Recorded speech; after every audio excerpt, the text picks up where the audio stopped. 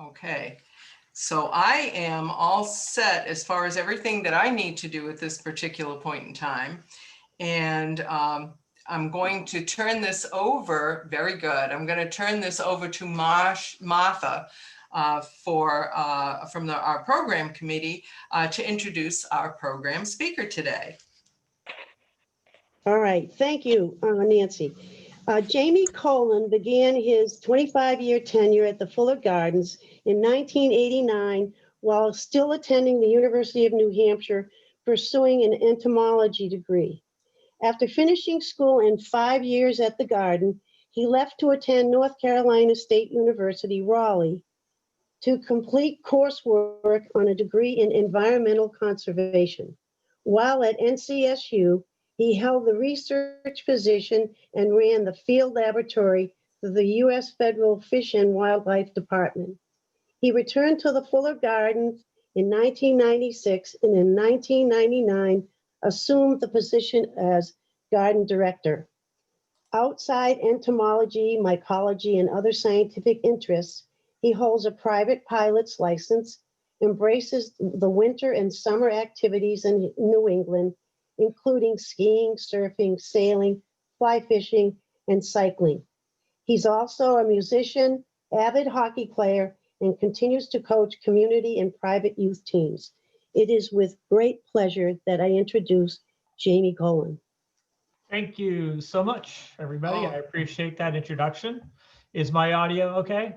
Sounds perfect to me. Perfect. All right. I typically, during a live lecture, I always at this point ask for a show of hands to see how many people have been to the Fuller Gardens. It's going to be impossible today, but I know that most of you are aware of the gardens. I don't know how much of you know about the history, but I'll do a brief history about how the gardens came to be. And it was Alvin T. Fuller, who was a Massachusetts native, Malden, Mass., who was a self-made man, started his career riding bicycles back at the turn of the century, and was so prolific at riding, he won awards all over the country, and ended up going to Europe and won awards in Europe as well, and used his prize money in Europe to import the first few automobiles from France into the port of Boston. And he had them sold before he returned to Boston, and thus began his career as an automotive dealer, and his fortune. He invested in Packard and had some lucrative government contracts during World War II, and after many years bought a piece of property. He was actually the governor of Massachusetts from 1920 to 1924, involved in politics as well. Thereafter, sometime in the late 20s, he acquired the property on Little Boar's Head in Northampton, which was soon to become his estate, Runnymede by the Sea.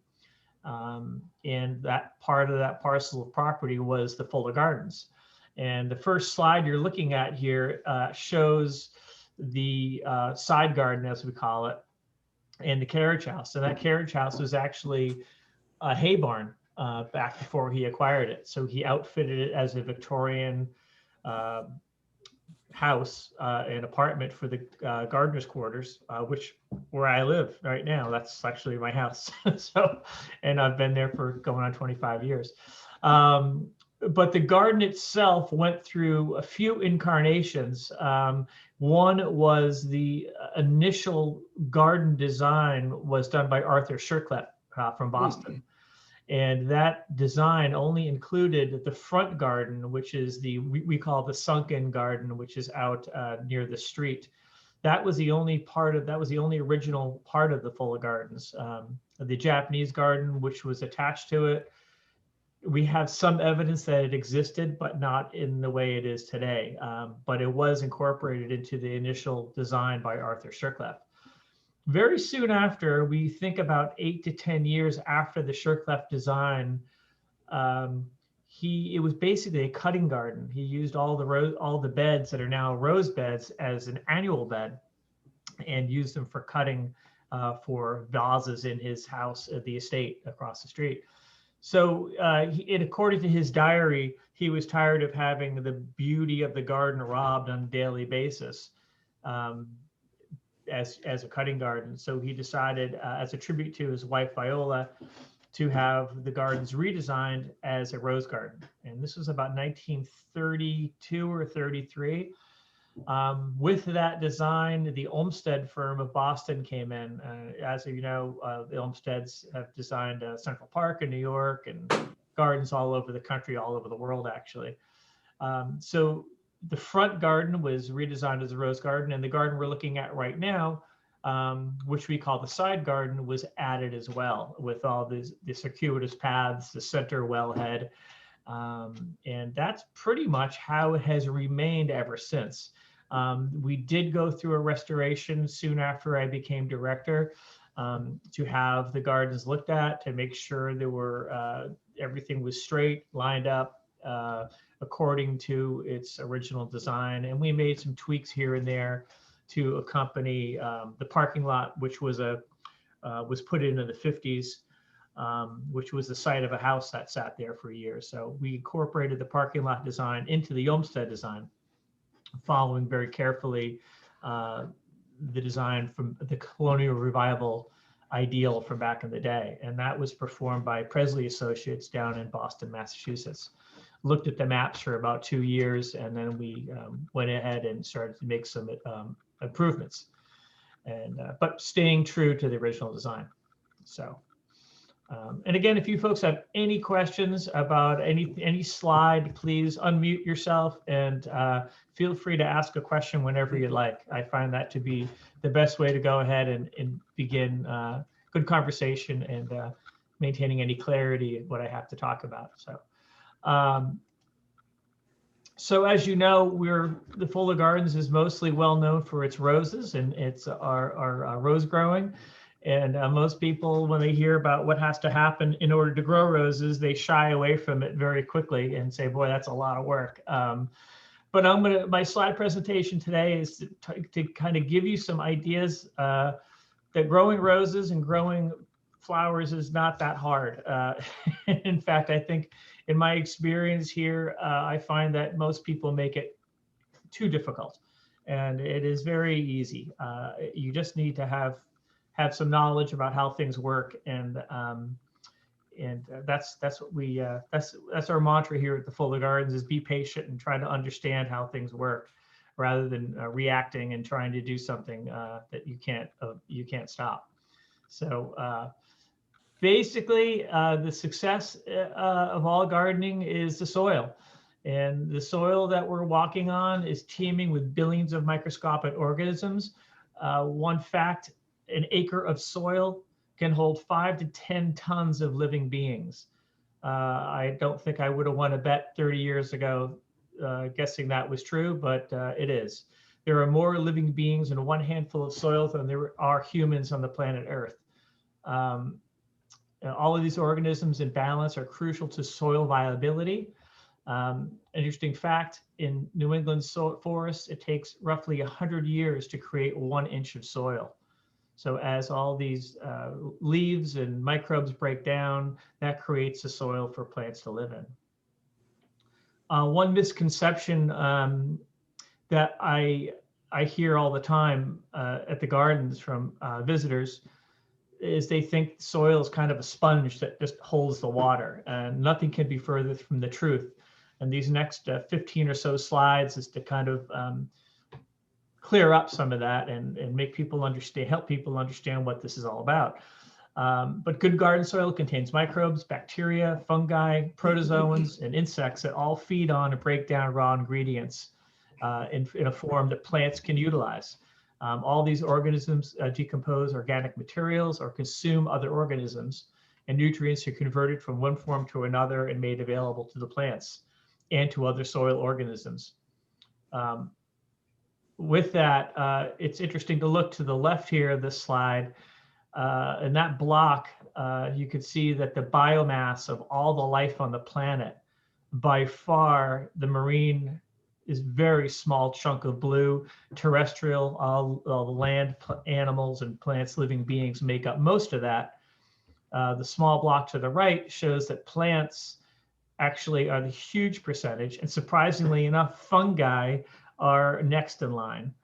You can see that animals are very low down on line here. So very interesting to see of all the life on the planet, most of it is in the soil. Of all the living beings, of all the creatures, insects make up most of that. And I'm going to be talking a little bit about how important insects are in a little bit, but that's a huge slice of the life on the planet, of animals on the planet are insects. So, and it's funny that we spend so much time as gardeners worrying about insects and what they're doing. Most of the time they're doing good things for the soil and for the plants and for the animals. So plants, lichens, moss, bacteria, and algae all use the sun's energy to fix carbon dioxide from the atmosphere. Most other soil organisms get energy from carbon by consuming the organic compounds found in plants. Again, going back to those past few slides, you can see why the plants and insects have such a tight bond together. There are many soil organisms, such as fungi, that form a symbiotic relationship with plants that help break down and extract nutrients from the soil for that one plant to use. One example of that, many years ago, when the monoculture of tree farming started, they were finding that their trees were not growing, and they weren't producing fruit, and they were not producing the lumber that they wanted to. And they found that a lot of those very specific fungi forms were not present in the soil to extract the nutrients for that tree. And we have later found that there are many symbiotic relationships with fungi and certain plants. So it's a very complex web of life that we are still discovering on a daily basis how crucial this is. Everything we apply to our garden soil will either help or hinder this highly specialized soil life. I think if we take away anything from the show today, it's understanding that last little bullet point. And it's very important that whatever we do to our soil, whatever we put on it, will affect that life in that soil and how the plants grow in it. I think we've all remember seeing this in high school, but it's not too difficult to put this back up again and understand that the soil food web, which we're talking about, begins from the sun's energy to plants, and everything follows that. And the animals at the end here, at the end of the chain, their manure and everything else that they produce goes back into the soil and helps grow plants. Very basic system, and the more you get into it, the deeper it gets. But even the lowly bacteria has a very important role in soil life. Decomposers are essential to all life. The decomposers we know about are of course, mushrooms and their gigantic mycelia, which has been discovered that the largest living life form on the planet is actually the mycelia of certain mushroom species. This one mushroom actually was over 20 miles long, the mycelium from one specific mushroom they found in the plains of the United States. So they have a very far-ranging landmass of life. My grandfather was a gentleman farmer when he moved here from Sweden in the 20s. And his mantra, he used to repeat over and over again. I didn't quite get it until I got a little older, but you can't grow a good rose without a good cow. And I think that little sentence kind of sums up everything we've been talking about, is that, it's the big circle of life is very important. And in gardening, we need to follow that. As I said earlier, soil is made up of dead and decaying plants, animals, and minerals. And therefore, the more balanced organic matter we add to the soil, the better off life is for the soil microbes and all these decomposers that are helping our plants grow. Dehydrated cow manure and other such organic matter is food for the soil life. So when I say we feed the soil, so the soil feeds the plants. You'll hear me say many times that there's really no such thing as plant food. There is no such thing as plant food. Plants manufacture their own food via photosynthesis. And if we give the soil the proper balance of matter and nutrients, that's how it all happens. The last bullet point here is there is a major difference between chemical commercial fertilizers and organic fertilizers. Chemical fertilizers actually harm microbial activity in the soil. They do break down chemical bonds in the soil particles, resulting in runoff and erosion. And to paint a different picture of this, we can see back in the 20s in the Dust Bowl in the middle part of the country was mostly man-made. Yes, it was natural wind, storms, and lack of rain, but if we did not get involved with plowing up the native grasses to grow wheat, the soil would remain stable, but we did plant cover crops, and we used a lot of chemical fertilizers and ammonium nitrate that had just been discovered as a high source of nitrogen to grow food very quickly, but it had a devastating effect on the soil, which is why most of the great heartland soil is now at the bottom of the Gulf of Mexico after running down the Mississippi and Missouri rivers because of improper farming practices. 50% or more of the chemical fertilizers we use cannot be used by the plant, and much of it leaches into the water and causes algae blooms in rivers and lakes. On the other end, organic fertilizers are largely made up of animal manures, fish byproducts, plant matter, and naturally occurring minerals. As we talk about feed the soil, I can't emphasize that enough, how important that is to understand. Composting is probably the most single important thing we can do for our garden because it's the ultimate recycling program. I hope all of you are composting and doing something to add back to your soil. There's a kind of beyond the scope of today's lecture, but there is a lot of information about proper composting, the do's and don'ts. And for those of you who haven't gotten into it yet or want to know more, there's a lot of information out there. But if you have the space to do it, it's probably the most important thing you can do. You'll use a lot less fertilizers if you do compost properly. Provide the soil with as much organic material as possible, and most importantly, maintain a neutral pH. This is depending on what you're growing, but here in New England, proper pH, we tend to be on the acidic side. Native plants really like that. Azaleas, rhododendrons, deep forest soils thrive in a slightly acidic situation. But when we're trying to grow plants, growing flowering plants, growing vegetables, we really need to be aware of pH and how it affects the soil and the uptake of nutrients. So soil basics, we need to keep it organically rich. There's a big difference between dehydrated cow manure. Oh, I got to go back there. Dehydrated cow manure and dehydrated cow manure and composted cow manure. Composted cow manure is about 80% bark mulch. So read the bag before you buy. But dehydrated cow manure is fantastic. We use about 6,000 pounds of dehydrated cow manure at the Fuller Gardens every spring. Very important to read the label when you're buying anything to put on your soil. Do we have a question? Okay, I thought we had a question there. Feel free to unmute and ask when you need to. Possibly the second biggest misconception is the use of bark mulch. And I see it, it's a pervasive situation in New England. I see bark mulch used to grow flower beds all the time, and I have no idea why, because it is used by people because they think it keeps weeds at bay, and it conserves moisture. Those are the two things it does not do.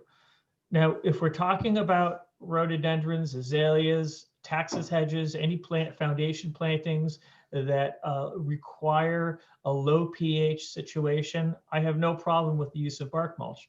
But when we're talking about bark mulch on flowering plants, specifically perennials, annuals, and roses, we really need to understand how bark mulch affects the pH balance of the soil. It is highly acidic. And when pH drops, all the major nutrients go along with it and become unavailable to the plant. Bark mulch also contains a lot of insect eggs and unwanted fungus spores that you're introducing into the soil. If you like the decorative look of bark mulch, buckwheat hulls is a great difference for that. So it's pH neutral and will make a rich compost. If you want to do something to foil weeds, simply cultivate your soil and aerate it, and it keeps the soil porous. It warms faster and aids in water absorption, reducing runoff. Let me go back to the bark mulch for one moment, because I think I forgot to add something there, but I think I covered that. Okay. Quick question. Quick yes. question. I can get something that's called sweet peat. We get it at our local nursery. Do you know anything about that? Sweet peat? Yeah. I have not, but I'm guessing it may be a peat moss derivative. Yes.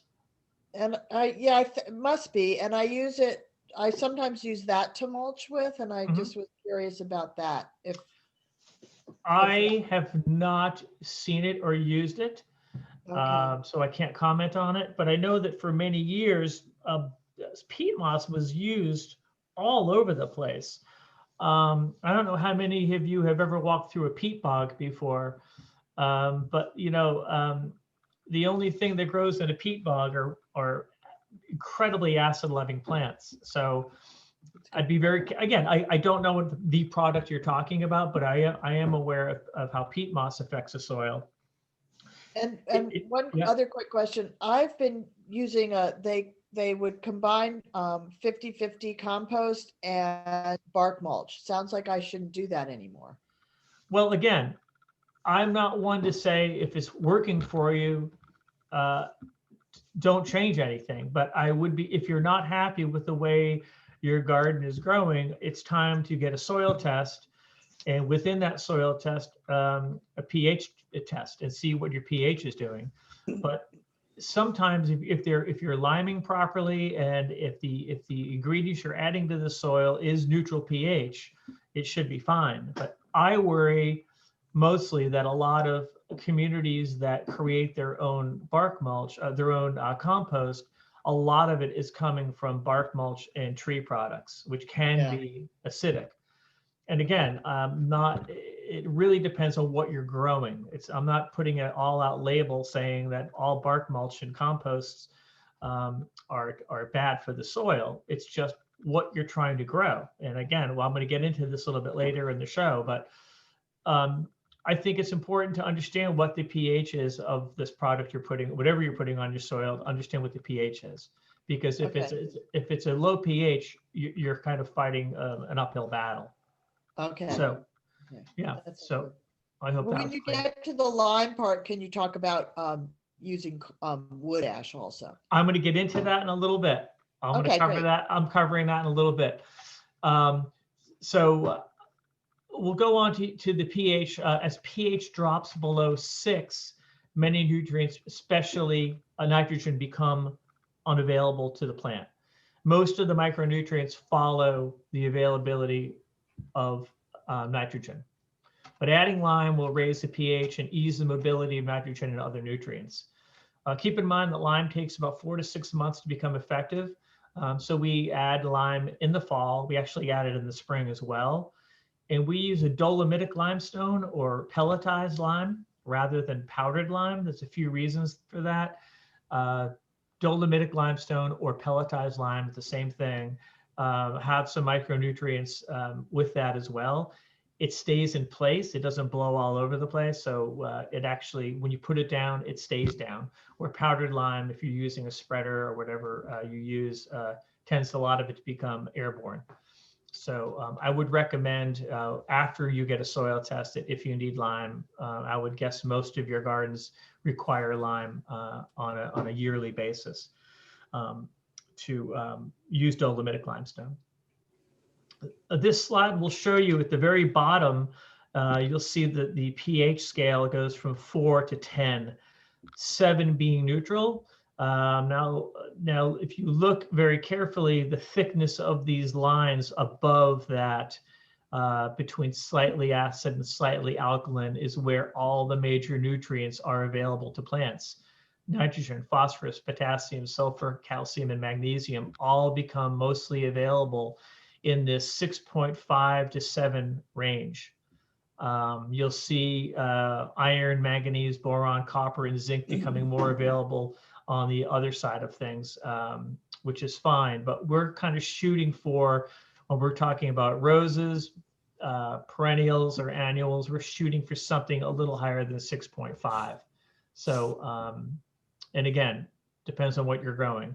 There's a lot of plants out there that like rhododendrons in the deep woods.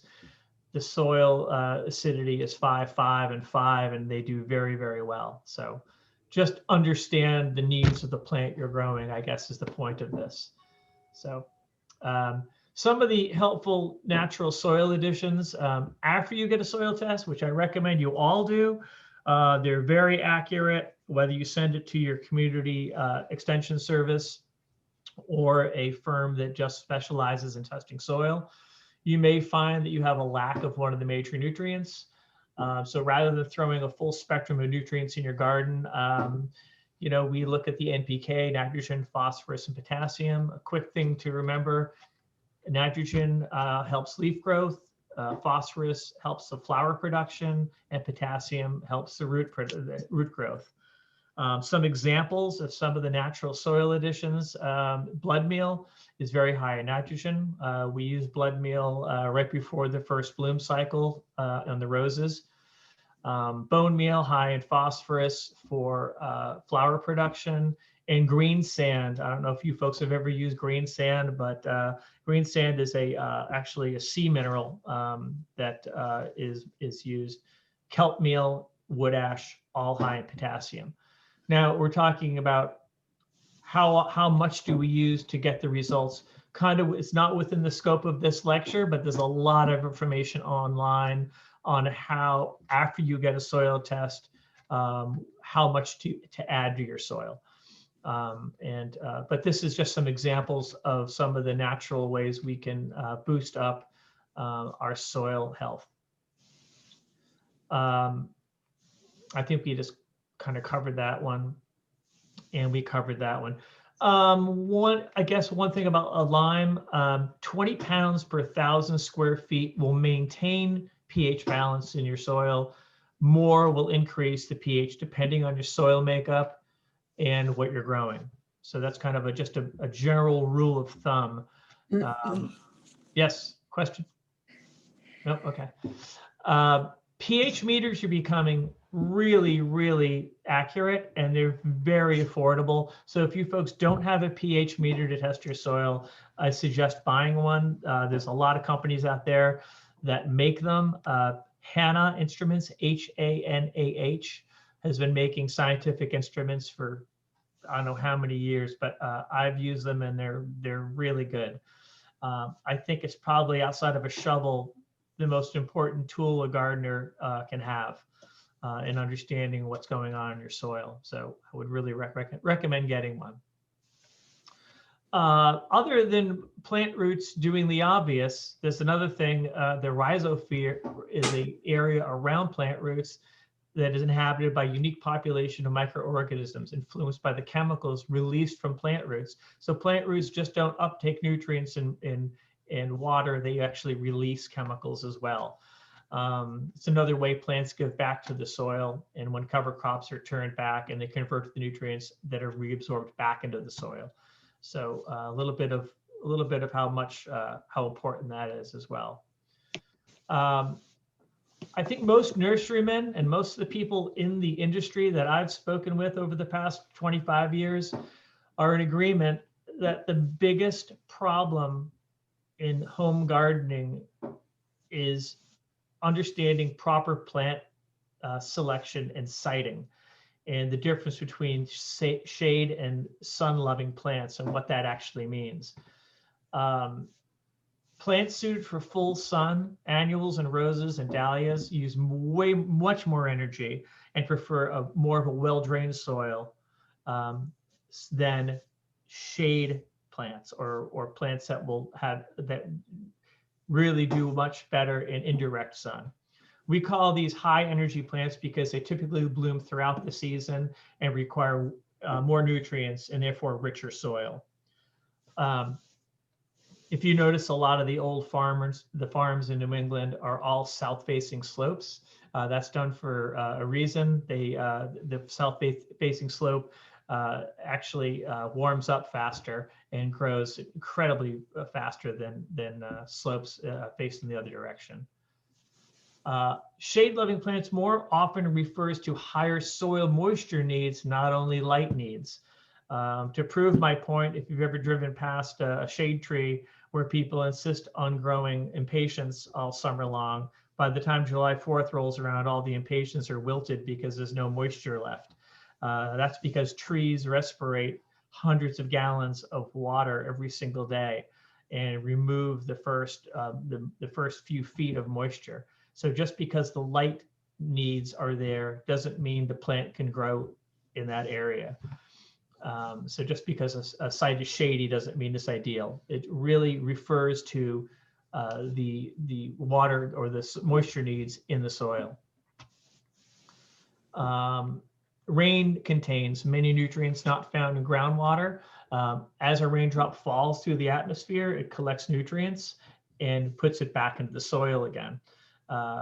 However, due to the much larger surface area, snowflakes contain many more nutrients, and which is why we refer to snow as poor man's fertilizer, because as a snowflake falls through the atmosphere, it falls slower, and it's about 10 times the surface area, so it picks up all those nutrients, and as it melts in the spring, it gives back to the soil, which is why the grass greens up so fast after the spring, and even in the summer after a natural rainfall, you'll notice that the grass greens up very quickly after that. That's because so many nutrients are being pushed back into the soil again. Compared to snow and rain, groundwater has very little nutrients. Interesting little snippet of information right there. I think this is the slide that tells me we're going to start talking about rose growing a little bit. This is a rose called About Face. You can see it's fantastic bicolor petals, yellow on one side, orange on the other. This is one of those roses that is actually grown for color and not fragrance. There's a lot of roses that we grow that have a great fragrance. There's a lot that look great, and there's a lot that do both. But you have to, people come take a whiff of this thing and they say, how come roses don't have a good scent anymore? Well, they do. It's just that they're grown for different reasons. So this is one of them. It grows about 8 to 10 feet tall by summer's end, and it's a fantastic grower. Again, About Face, fantastic plant. So roses are much easier to grow than most people think. The great thing about a rose, it has the attribute of an annual as they repeat bloom throughout the summer, and they have the attributes of a perennial because you don't have to plant them every year. They typically perform better in dedicated beds. That's because they are high energy plants and go through way more nutrients than a perennial. If you think about it, a perennial typically blooms about 2 weeks of the year, if you're lucky, 2 weeks of the summer, I'm sorry, where a rose will start blooming in June and continue through October. So you could see if a plant is blooming that much, it's going to be using incredibly more nutrients than a plant that only blooms briefly for a few weeks. Roses do perform best between pH of 6.4 and 6.8 and prefer rich soil. We can kind of break up rose categories into 2 distinct forms. Old garden roses form a huge, large group of roses, and we call them shrub or bush roses. And we call old garden roses anything bred before 1897. Modern roses were roses bred after 1897. Basically, we can break those down into being recurrent blooming roses, or roses that bloom throughout the season, or non-recurrent blooming roses that rarely bloom more than once per season. There's a lot of modern roses that fit those both categories, and there's a lot of old garden roses that fit both those categories. So not one is not better than the other. It's just a way of classifying them so we understand what they are all about. The old garden roses include the Alba, Galaga, Damask, Centifolia, Moss, the Bourbon roses, the Teas, all these. The modern roses are all descendants of all the old garden roses, and they were pretty much bred to have all those great attributes. But most importantly, the modern roses were bred to be repeat bloomers. And that was the whole idea behind the American Rose Society, is to kind of get an idea of what was blooming twice and what wasn't blooming twice. This is one of the greatest violet roses of all time. It's called Lady X. It's a very tall growing hybrid tea. It's a showstopper, and it's about 25 to 30 years we've had this rose in the garden. The reason we have hybrid tea roses and what this all means is that back in the 1700s and 1800s, when England and France were breeding roses, they bred very large, fragrant roses that did not repeat bloom. They only had a very short bloom cycle in June, and that was it. So in a search to find an ever-blooming rose, the tea rose, or an Asian rose, which is a very small rose, simple rose, was brought back from the Orient. One thing this had that all the rest of the European roses did not have is a characteristic to bloom consistently through the summer. So that's where we come up with hybrid tea. The hybrid tea rose was a European rose bred with the tea rose or Asian rose. They called it the tea rose because the leaves smelled like tea leaves. And that's why we have the hybrid tea. So now basically all modern roses have that genetic material from the Asian and European roses in them.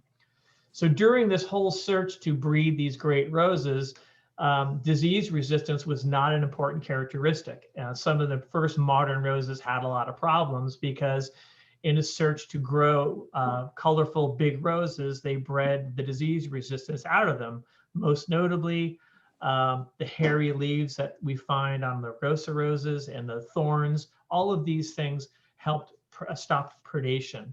The thorny canes stopped animals from browsing the canes. And probably the biggest thing is the hairy leaves actually prevented fungus spores from landing on them and growing onto the leaf surface.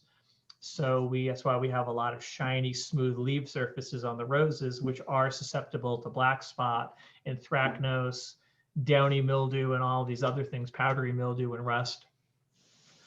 Now, looking at the modern roses in the 70s, many rose breeders, such as David Austin, have since developed great modern roses that have all these characteristics plus disease resistance. So to the end of hybridization, they are getting better and they are getting more disease resistant as they become developed. And I'm not advocating David Austin roses at all. We grow about 30 varieties and I think they're fantastic, but it's just all part of the education of the history of the rose. But now generally within all these classifications of modern roses, we can say the hybrid tea typically is a single rose born on a single cane and can be up to 2 feet to 10 feet. Grandiflora are tall roses with many root roses growing on one cane. Floribunders are shorter plants with many roses on one cane. Really no such thing as a climbing rose. They're just very long stemmed roses. So they're not really true climbers. And of course, there's miniatures and bush roses. And bush roses are a lot of the characteristics of the old garden roses. Typically, they're not always recurrent blooming roses, but they typically grow 4 feet wide to 4 feet tall. And that's how we kind of look at a bush rose. Not as narrow as a hybrid tea. The other big thing is grafted or budded roses as compared to own root roses. So a grafted or budded rose is a tough rootstock grafted onto a desired variety of rose. This rose will become more available to the market faster because it's a grafted rose. It takes about a year or two before it comes to market. The bud union is also sensitive to extreme cold for the first few years, but once it's established, it's very tough. Own root roses are rooted from a cutting and therefore take longer to be ready for sale. The example here is the David Austin rose, which tends to be 4 to 5 years old before it comes to market, which is why they're $60 to $70 a plant, because it's a much older plant. However, it's more expensive because it tends to be more hardy and grows faster. So again, we grow a lot of grafted and budded roses here at the gardens, and some of them are the oldest living plants we have here. So this is a Diamond Jubilee. Unfortunately, we lost all 5 of these magnificent plants about 7 years ago during that terrible winter we had. But it's probably, if I could ever find more of these things, it would be fantastic. But creamy apricot, really glossy leaves, as you can see there, and never stop blooming. That's a hybrid tea, believe it or not. It looks a lot like a bush rose, but all right. And the big deal is, how do we get roses to survive through the winter? That's a little bit of work. But we need to understand hardiness, and hardiness is basically the lowest extended temperature a certain plant can survive.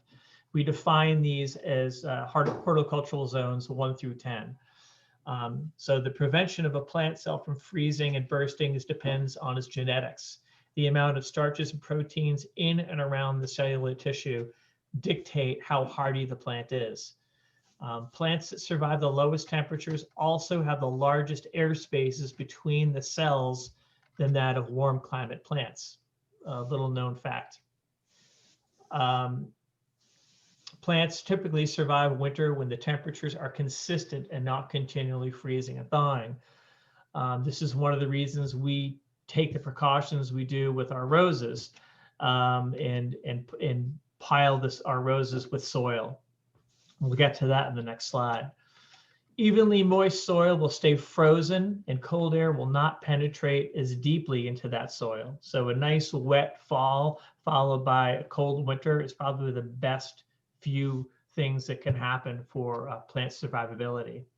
Drier soil allows cold air to penetrate deeply and is more prone to thawing. So cold weather acclimation process, the main trigger for plants to go into acclimation is a decreased photoperiod or length of day. At this point, say in October, September, respiration in the plant increases as water is taken into the root system and away from the branches and stems. Starch levels double, proteins increase, and act as a type of antifreeze to protect plant cells. In order to help acclimate our plants, when I'm talking about plants, I'm talking about roses here, we halt all fertilization toward the end of July, beginning of August. We don't want to have canes growing, beginning to grow in September or October, because those canes will not harden off long enough to make it through the winter.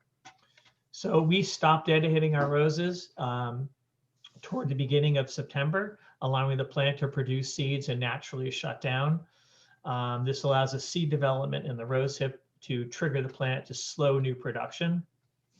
When the soil begins to freeze, we mound compost on the soil around each rose bush to keep the plant frozen throughout the winter, and also to protect the root zone. If we apply winter protection too early, many creatures will make the rose beds their home and a food supermarket during the winter.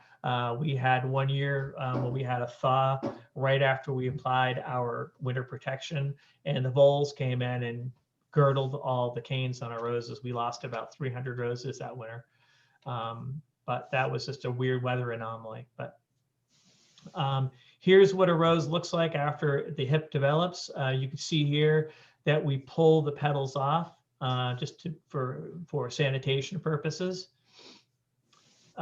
We tie up the canes rather than doing any pruning in the fall. We allow those canes to remain on the rose, so the plant will utilize all the moisture in the canes and utilize all the nutrients. So a pruning cut in the fall will actually take energy away from the plant and stop the acclimation process. So tying up the canes also stops the wind from breaking them. So it preserves moisture. Here's a shot of our side garden with the roses tied up. This would probably put us around early November, late October. Here's another shot of our main garden out by the front garden on Willow Avenue, all tied up and ready for mounding.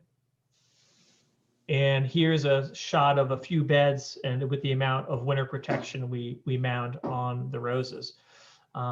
This process takes about 3 days to do 2,000 rose bushes.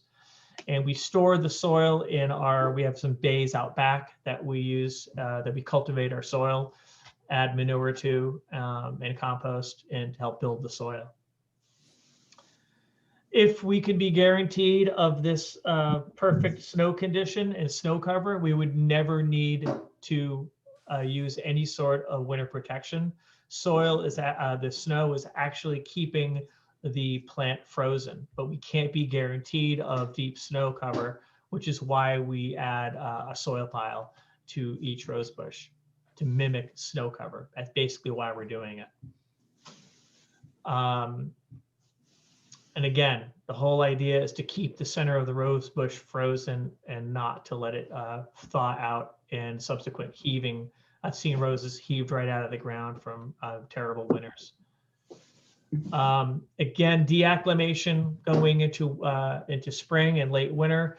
A slow warming of the soil is optimum. I don't know if you folks remembered that a few years ago when we had a really deep freeze.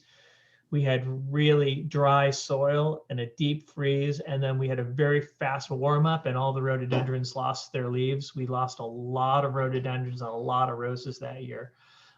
Something that we could not be helped at that point. People always ask, when do you remove the winter protection? I use an indicator plant to help predict soil warmth. One of the most reliable sources to predict soil warmth is when crocus begin to bud. That's a sign the soil can begin to be worked. And that's usually when we start to begin to remove winter protection and let spring do its thing. Here is a great shot of several years ago after we were removing our soil protection. And you can see the green canes that we uncovered. Everything that year above the soil piles died from the winter cold. And you can see the green canes below are the only things that survived. So if we did not use the winter protection, we probably would have lost every single rose bush we had. So very important for winter protection to protect roses. I would say this slide shows 3 ways not to prune roses. Even where it says correct cut, that has been augmented a little bit by me as well. A straight cut above a bud scar is the best way to prune a rose. We don't use any angled cuts anymore because an angled cut actually it shows more surface area and more for the rose to heal during the process of growth for the new cane. So straight cuts are the way to go now. No angled cuts on any of the roses. It's very hard to use a slide to illustrate how to prune a rose bush because it all depends on what the rose bush looked like before you got to it. Some roses are very, very tall. We leave them tall. Some roses are very short. We cut them short. You dictate the pruning process on what the rose looks like in the spring. The difference would be a climbing rose, which would leave all the canes thicker than a pencil. So remove anything dead, anything cracked, anything broken, and keep everything as at least as thick as a pencil in diameter, unless that is all you have, and you have to prune what you've got.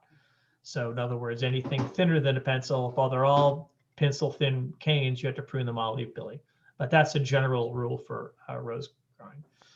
Here's a shot of the spring at the gardens after we've done all our pruning, and you can see all the buds beginning to pop at this point.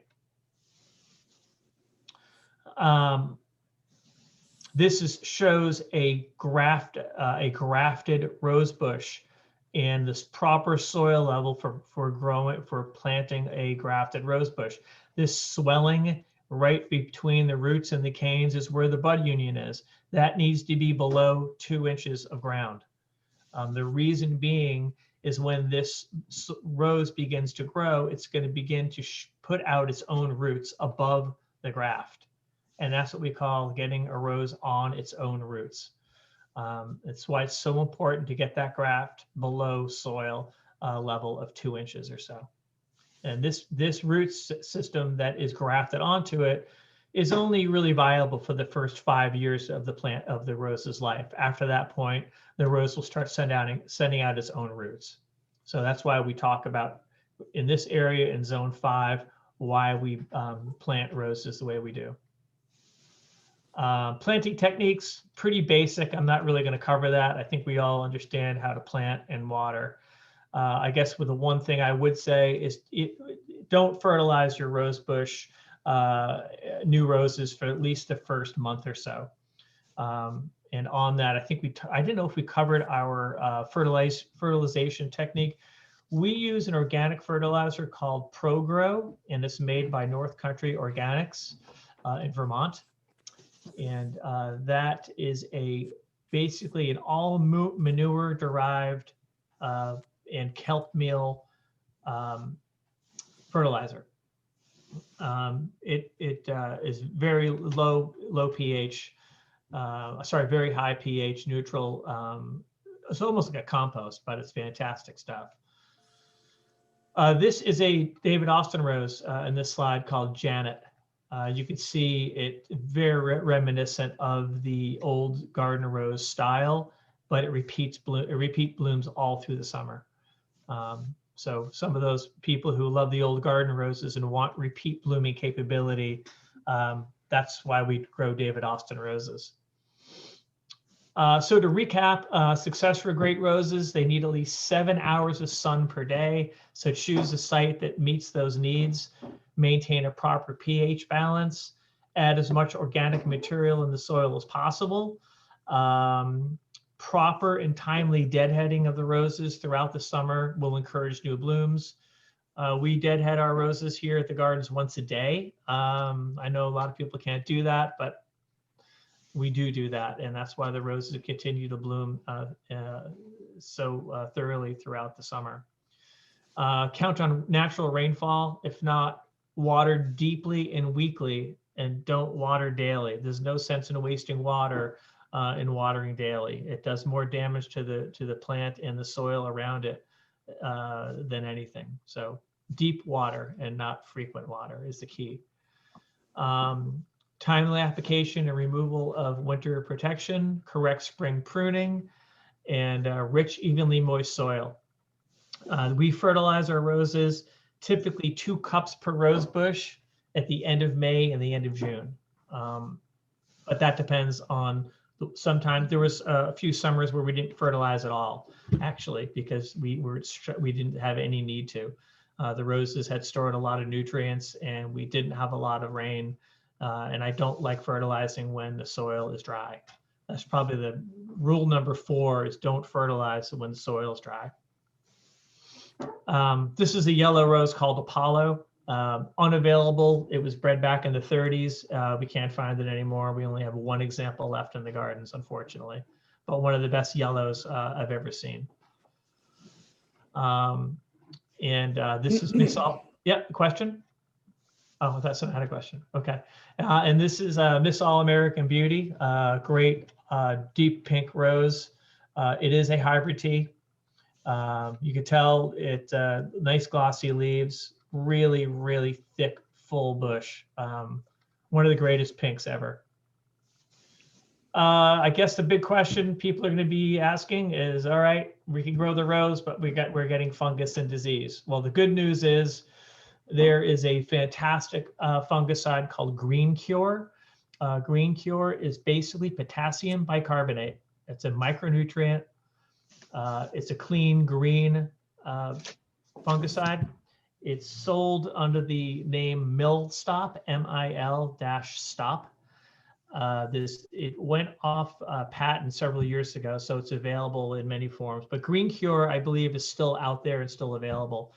And it's sprayed once every 2 weeks. It's used in organic farming. I've never seen black spot or anthracnose in the gardens since we began using this product. It's fantastic. It's the only thing you'll need to use to prevent any sort of fungus. It actually works on a lot of perennials as well, and stops powdery mildew on a lot of, I think it was the last thing we had powdery mildew on. I forgot what that was.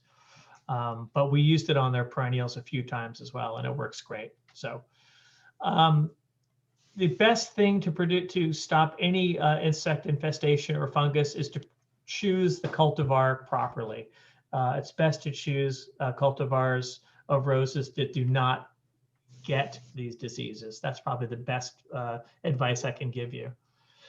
I think we talked a little bit about the rose fungus problems with the rugosa rose and why. Yeah.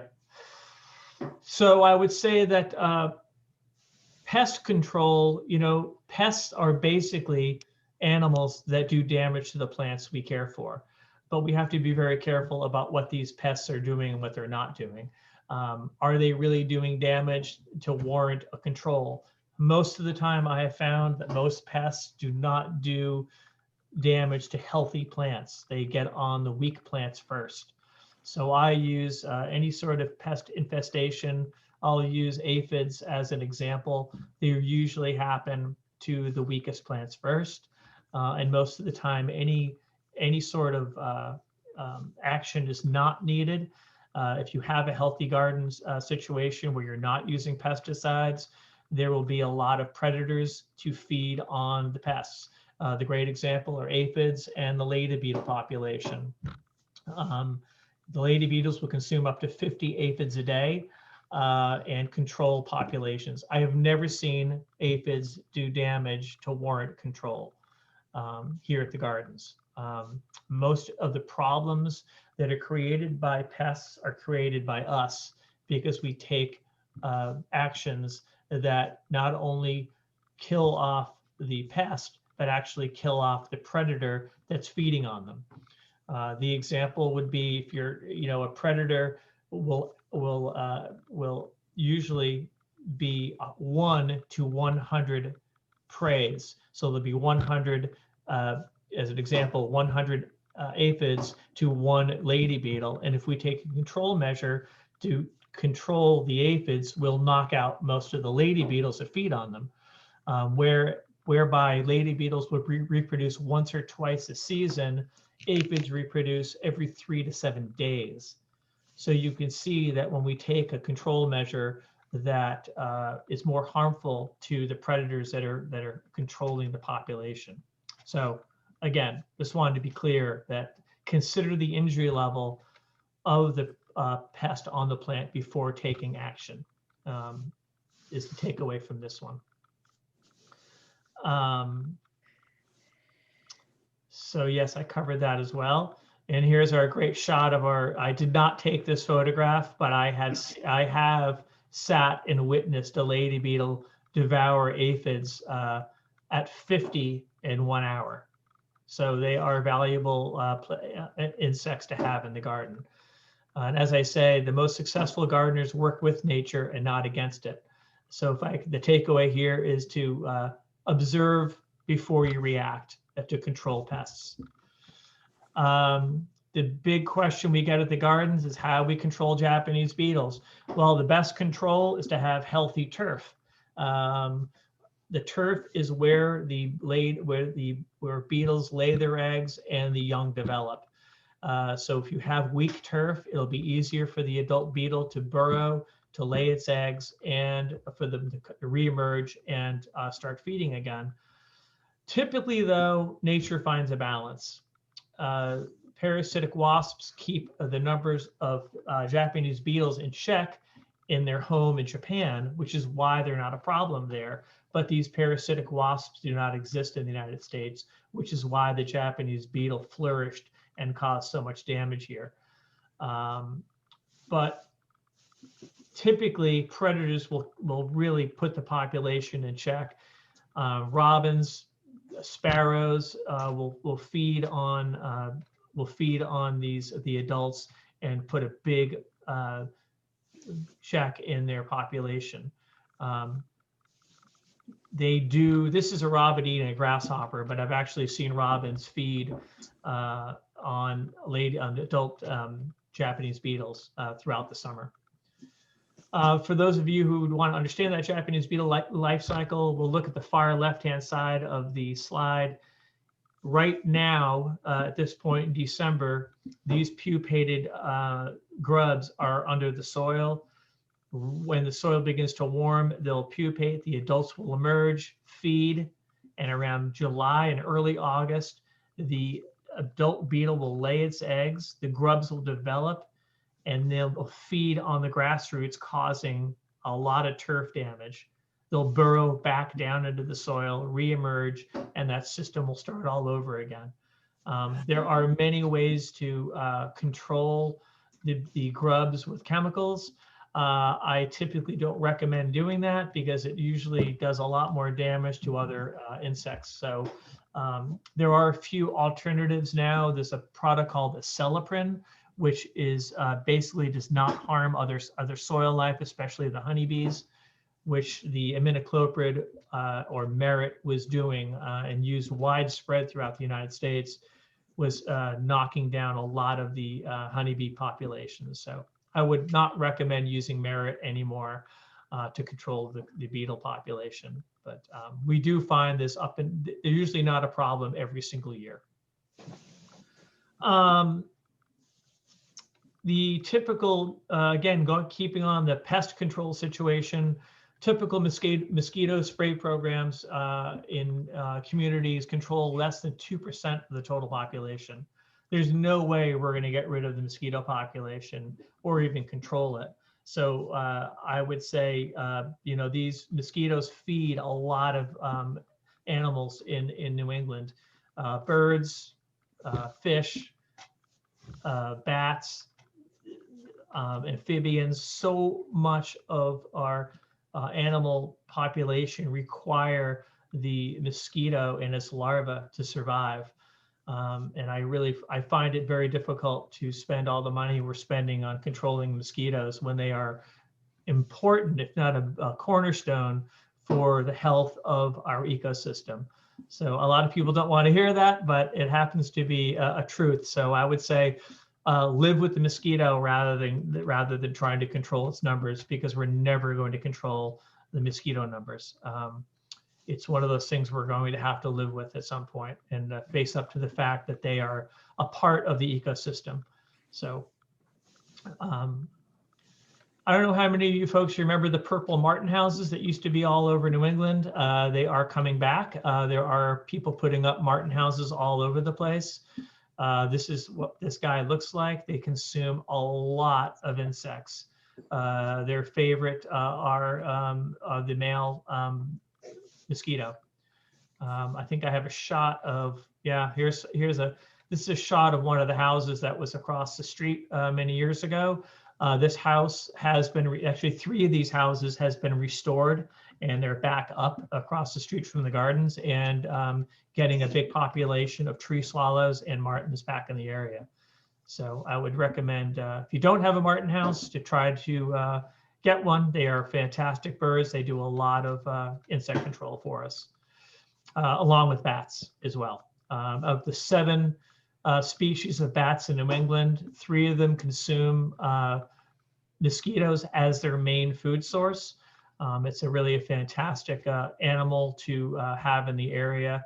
If you don't have one, I would suggest getting one or learning about how to build one. They're fantastic. All right, I will take some questions now if you folks have any. If you want to see any further articles, I have written about 12 articles on gardening, perennial design, insect control, and fungus control. They're all on the website, fullergardens.org. And if you have any questions you'd like to ask me after this show is over, you can contact me at fullergarden@aol.com. And please note the spelling, Fuller Garden, GRDN abbreviated. And I'd be very happy to answer any of your questions. So I'll take questions if you folks have any. Jamie, this is Marcia McLaughlin. I was responsible for taking questions off the chat.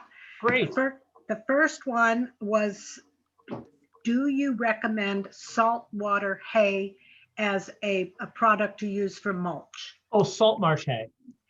Salt marsh hay? Yeah, salt marsh hay. Yeah, we used to use salt marsh hay.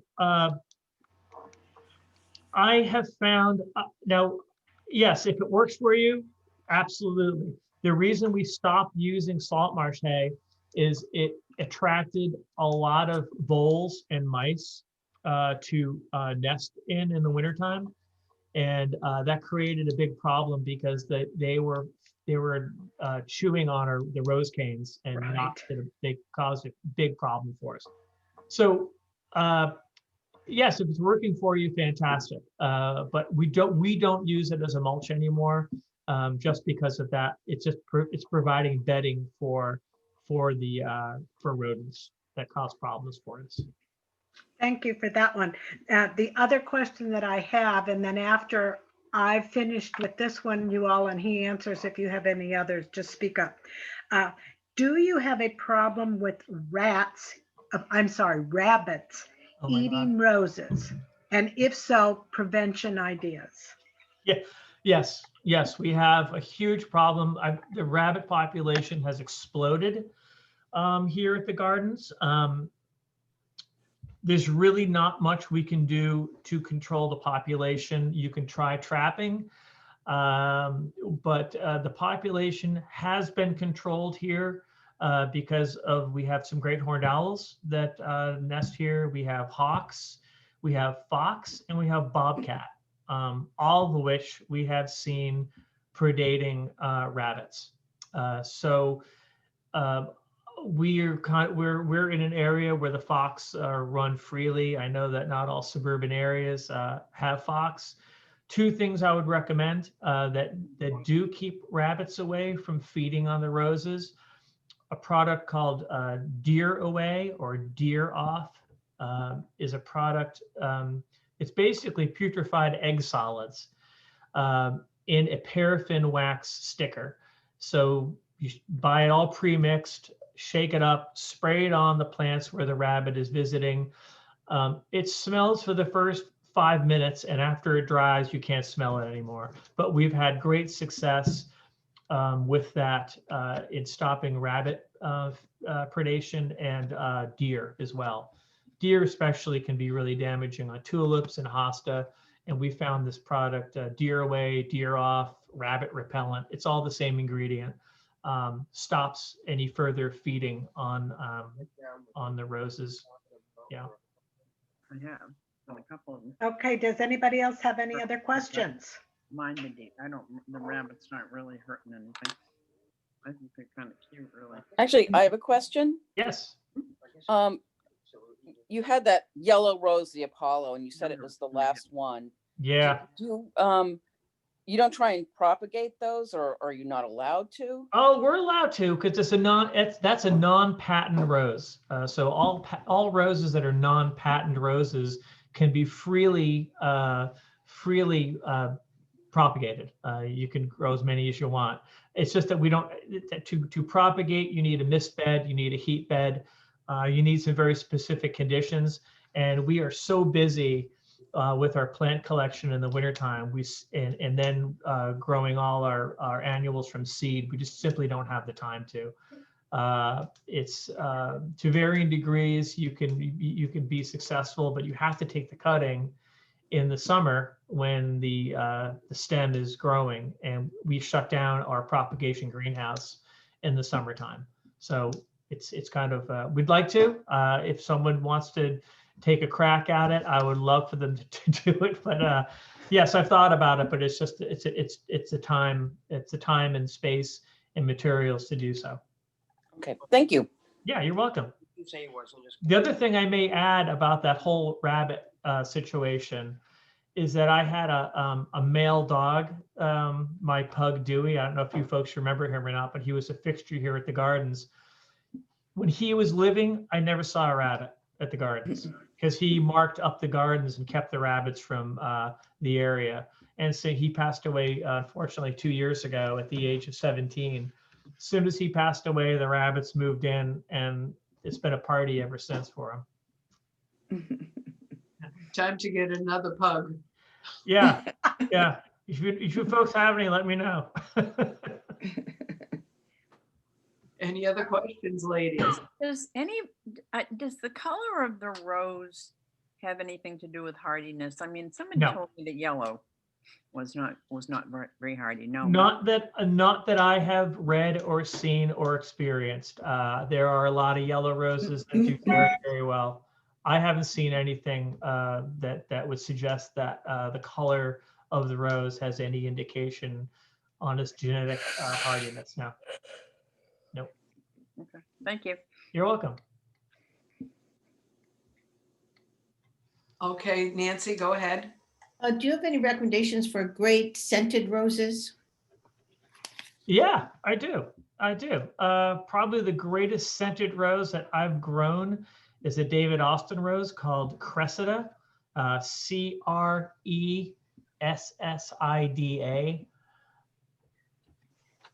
It's a pale yellow apricot with probably one of the greatest fragrances I've ever seen in a rose.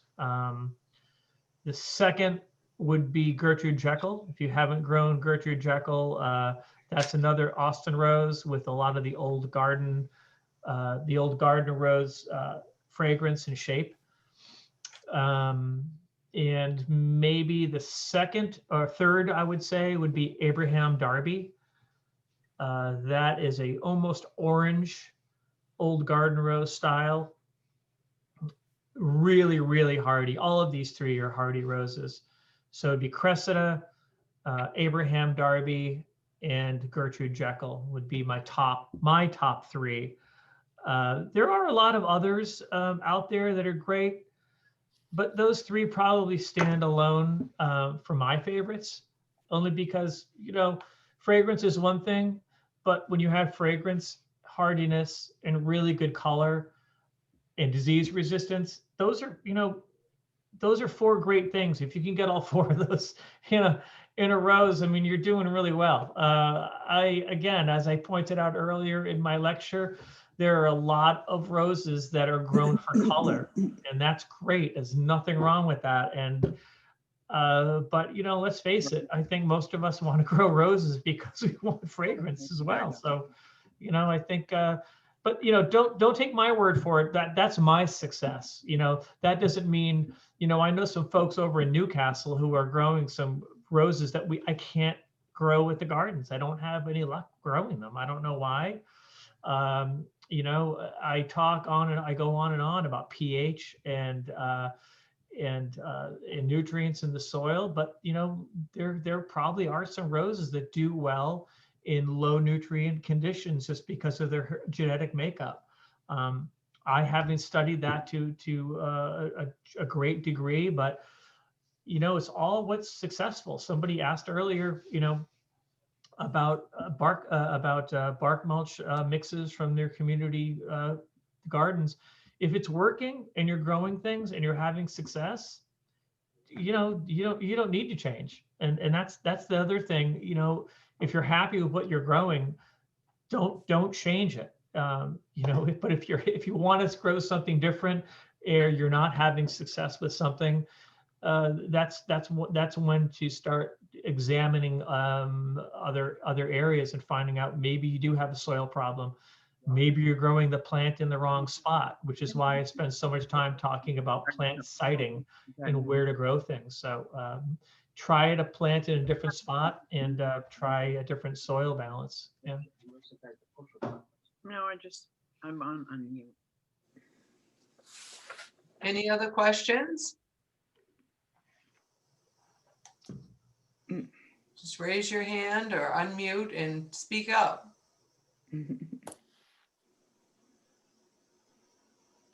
Okay.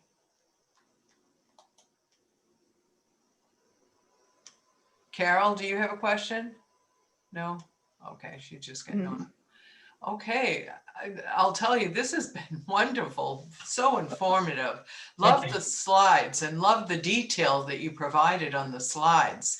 It is amazing. And, you know, and we had such a great attendance and everything. And, you know, thank you for all the additional information. So ladies, why don't you unmute and let's show him exactly how much we thought he did an awesome job. Thank you so much. Very nice to meet you. Thank you very much. I like the dog barking. Yep. I know, this is good. That's what we get when we unmute. Send them out to control the rabbit population. Take Nancy, it. when does Cooler Garden open? Go ahead, She's a Nancy. sissy. When does the garden open? Oh, depending on what's going on with the COVID situation, we're going to be shooting for early May. When? So Uh, when? It'll be Mother's Day weekend. Super. Oh, Mother's Day. That is very appropriate. Yeah. Yes. Okay, very good. Anything else, ladies? Oh, very interesting. Nancy, one last question. Is there a good source for roses? Did you say a source for roses? Yes. Yes. Well, I'll tell you what. I really like the selection over at Roseland. Ladies, mute, please. Could you say again? I think someone's not muting. Yeah, ladies, please mute again. The source that we use is Roseland, and they're in Acushnet, Massachusetts. We buy wholesale from them. They are a wholesaler, but they also do retail. But you know, we sell roses at our plant sale. We are discussing whether or not to have the plant sale this year. I think we'll have roses available here. But Roseland in Acushnet is really good. I know it's a trip to get out there, but they winter over all their roses, so they're disease free. They're really well grown, and their stock is fantastic. So that's who we use. Okay. But you come to us because we're going to have a lot of roses for sale this spring. We're bringing in 350 roses for us. So When is your plant sale? it's going to be the Friday, Saturday, and Sunday of Mother's Day weekend. Okay, Mother's Day weekend. Yep. Okay. That's I don't know what that falls on this year, but Mother's Day is on a Sunday, of course, and so Friday, Saturday, Sunday is our sale. Okay, great. We'll make a note of that. Can somebody put that in the newsletter, please? Sounds good. Thanks. Let me get you those exact dates so you can have it for you. Let me do a little check here, find out where. Thank you, Jamie. Yeah. Let's see. So it looks like it's going to be the 7th, 8th, and 9th, May 7th, 8th, and 9th Okay. of this year. Yeah. Sale. And we probably will have, COVID precautions in place, as everyone has. So, but that shouldn't stop anything. Okay. Yeah. Hopefully we'll be beyond all of that by the time summer comes around. Okay. Well then, Will it unless just be roses? oops, go It'll ahead. be roses, perennials, herbs, and some annuals and some vegetables as well. Awesome. Awesome. Mm. Okay. Well, does anybody have any other questions? Because we can let Jamie go, or you're welcome to stay and watch the rest of our general meeting if you want. It's up to you. I think we're good, Jamie. All righty. Well, thank you so Thank much you. for having me. I appreciate it. Okay, thank you for giving the screen back to us. Oh, you got it. Okay, take care, everybody. And thanks All for right, having me. it's been wonderful. Thank you so much. All right, thank you. I'm Yeah. going to stop recording now. Okay. Yes.